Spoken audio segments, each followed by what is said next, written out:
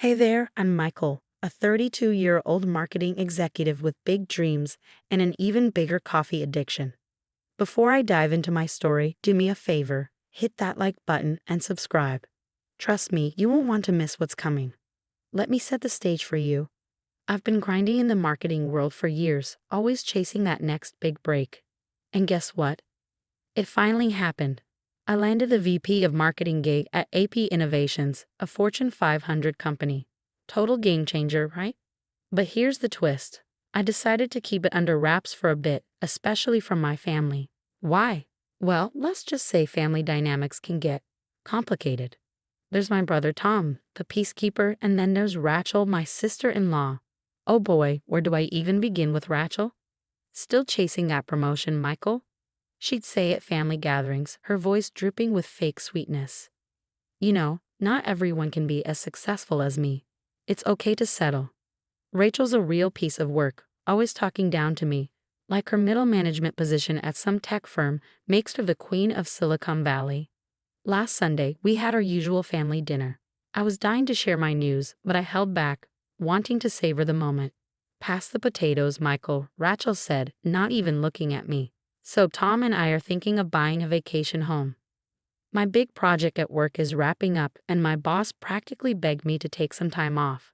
I passed the potatoes, biting my tongue. That's great, Rachel. Sounds like things are going well at work. Oh, they are, she preened. Not that you understand, of course. Still stuck in that entry-level position, aren't you? I saw Tom wince, but Rachel was on a roll. I'm just saying, Michael, maybe it's time to consider a career change. Not everyone's cut out for the corporate world. I took a deep breath, reminding myself of the sweet karma heading her way. Thanks for the advice, Rachel. I'll keep that in mind. You should, she nodded, oblivious to the sarcasm. You know I could put in a good word for you at my company. We always need people in the mailroom. The table fell silent. Even my parents looked uncomfortable. That's thoughtful of you, I managed, stabbing a piece of broccoli with more force than necessary. As dinner dragged on, Rachel dominated the conversation with tales of her work triumphs and thinly veiled jabs at my career.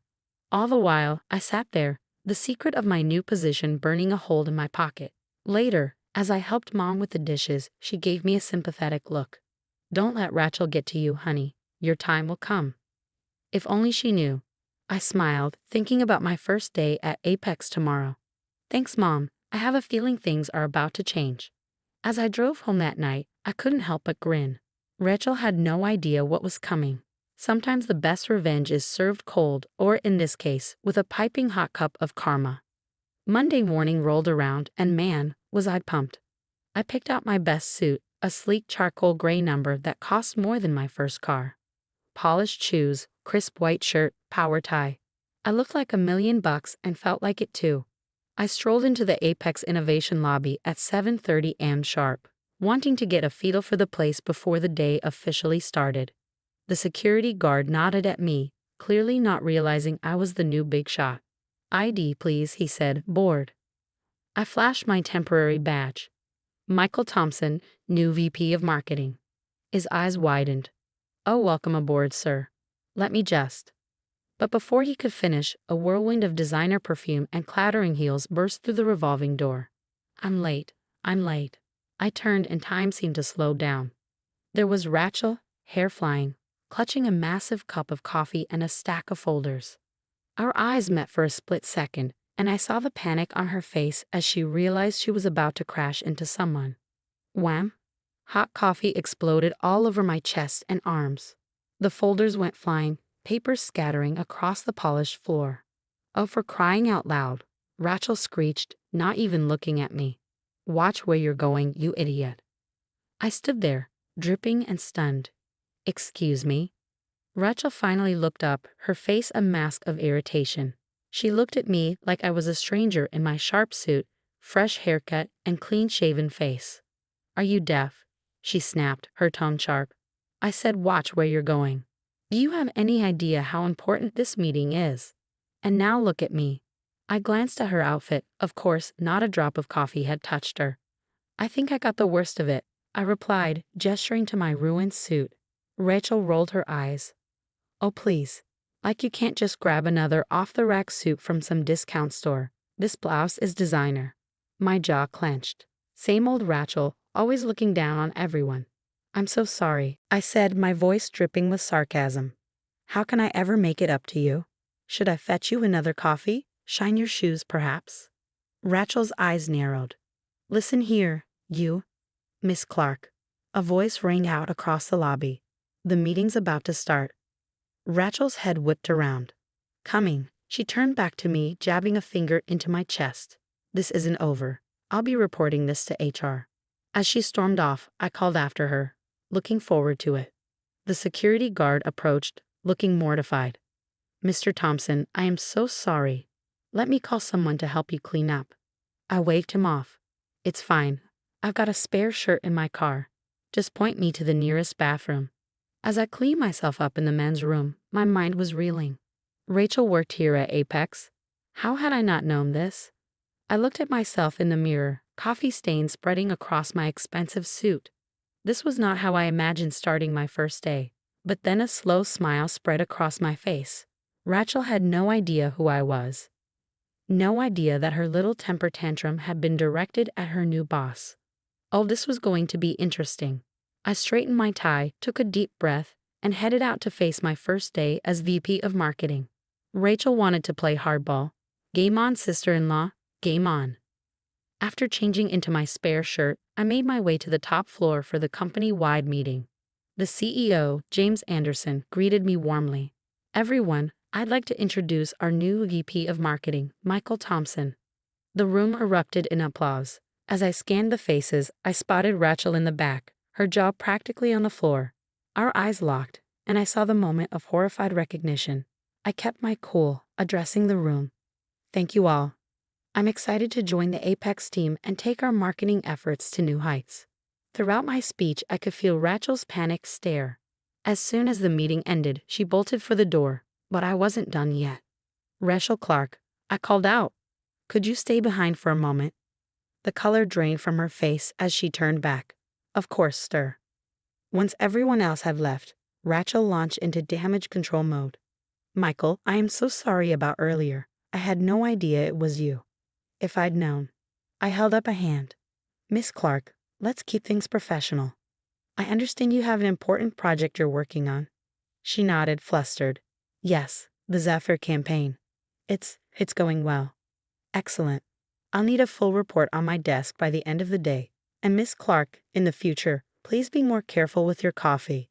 As Rachel scurried out, I couldn't help but remember all the times she belittled me at family gatherings, the snide comments about my career, the condescending advice. It was all coming back to bite her. Throughout the day, I overheard whispers about the lobby incident, phrases like Rachel's at it again, and poor new guy floated around.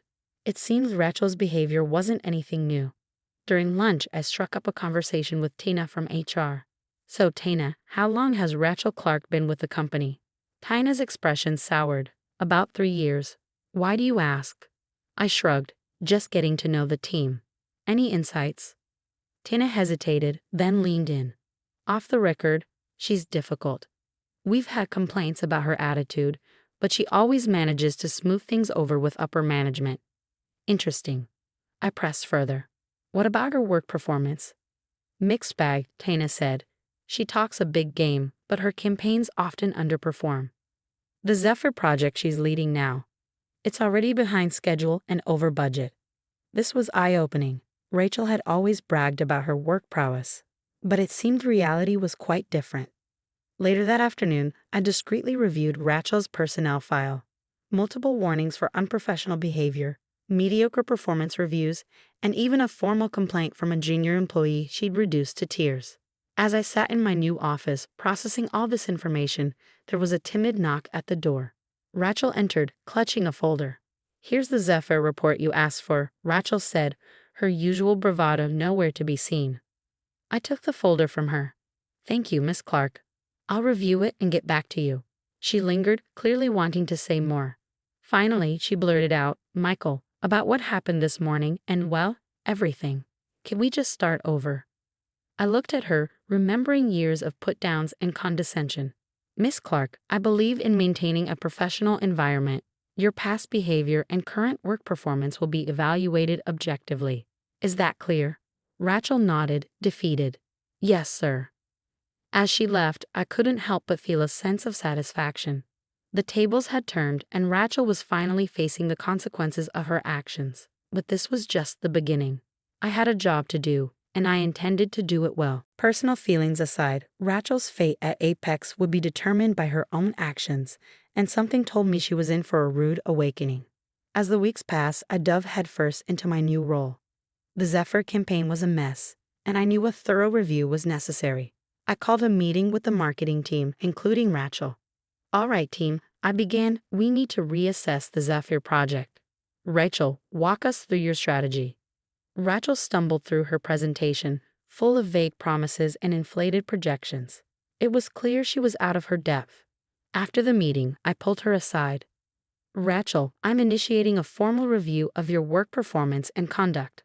Her face paled. Michael, please, can we talk about this? I'm sorry for everything. I cut her off. It's Mr. Thompson at work, Miss Clark. This isn't personal. It's about the company's success.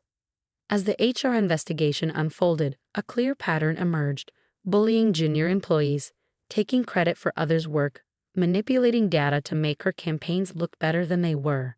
It was worse than I'd imagined. Finally, the day of reckoning arrived. Calling Rachel into my office was one of the hardest things I'd ever done. Despite everything, she was still family. Rachel, based on the review of your work and conduct, Apex has decided to terminate your employment effective immediately. She broke down, alternating between begging and threatening. You can't do this. I'll tell everyone how you're abusing your power. Tom will never forgive you. I remained calm. Rachel, this decision is based on documented evidence of misconduct and poor performance. It has nothing to do with our personal relationship. Security escorted her out, and I slumped in my chair, emotionally drained. Months passed, and Apex's marketing department flourished under my leadership. The Zephyr campaign, restructured and reimagined, was a massive success. As for Rachel, last I heard, she was struggling to find work, her reputation in tatters. Tom and she were in counseling, trying to salvage their marriage. Sitting in my office, looking out over the city, I couldn't help but smile. Life had a funny way of balancing the scales. I faced adversity, stood my ground, and come out stronger. And in the end, that was the sweetest victory of all. The story of Michael and Rachel has come to an end. Now I have a question for you. If you were in Michael's position, would you have fired Rachel or given her another chance despite her history of misconduct? How would you balance professional responsibilities with family ties in such a situation? Share your thoughts in the comments below. Your perspective could spark an interesting discussion about workplace ethics and family dynamics. If you enjoyed this story and want more content like this, don't forget to hit that like button and subscribe to our channel. Your support helps us create more engaging stories that explore complex human situations. Thanks for watching, and we look forward to hearing your views.